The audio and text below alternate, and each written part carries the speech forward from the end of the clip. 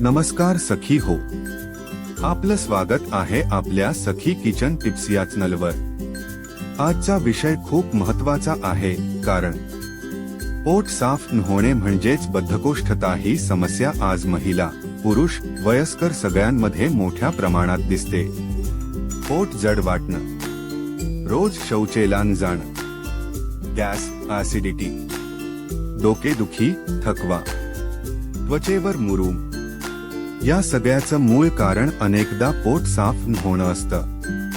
म्हणून आज आपण पाहणार आहोत पोट नियमित साफ होण्यासाठी 12 अत्यंत परिणामकारक घरगुती उपाय।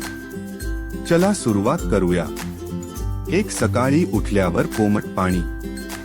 सकाळी उठल्यावर रिकाम्या पोटी 1-2 ग्लास कोमट पाणी प्या। हे आतड्यांना हालचाल देतं आणि नैसर्गिक शौच होण्यास मदत करतं। 2. इसबगोल, पोटासाठी रामबाण। रात्री झोपण्याआधी 1 चमचा इसबगोल 1 ग्लास कोमट दूध किंवा पाणी घ्या। दुसऱ्या दिवशी सकाळी पोट अगदी मोकळं होतं। 3. त्रिफळा चूर्ण। अर्धा चमचा त्रिफळा चूर्ण कोमट पाण्यासोबत रात्री घ्या। हे आतड्यांची सफाई करतं आणि जुनी बद्धकोष्ठता दूर करतं।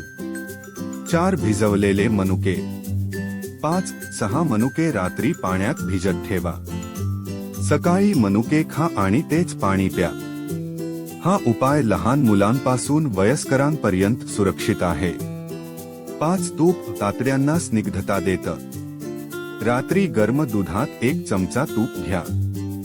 हे आतड्यांतील कोरडेपणा कमी करतं आणि शौच मोकळी करते।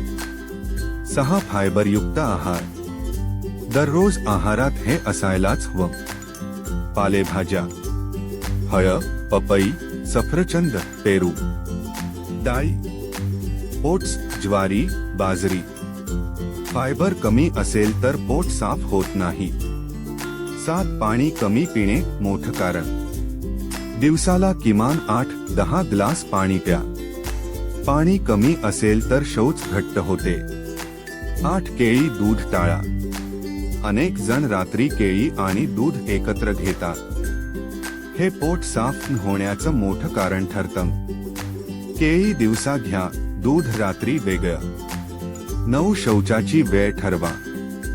दररोज सकाळी एकाच वेळेला शौचाला बसायची सवय लावा। दाबून धरू नका, याने बद्धकोष्ठता वाढते। चालणे आणि हालचाल। रोज किमान 20-30 मिनिट चालणं खूप गरजेचं आहे। बसून राहिल्याने पोटाचे स्नायू सुस्त होतात। ताणतणाव कमी करा।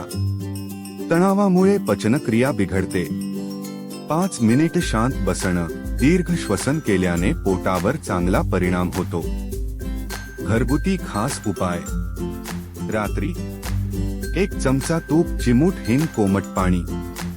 हा उपाय 3 दिवस करा, पोट नक्की साफ होईल। शेवटची खास टिप, नेहमी जुलाबाची औषधं घेणं टाळा।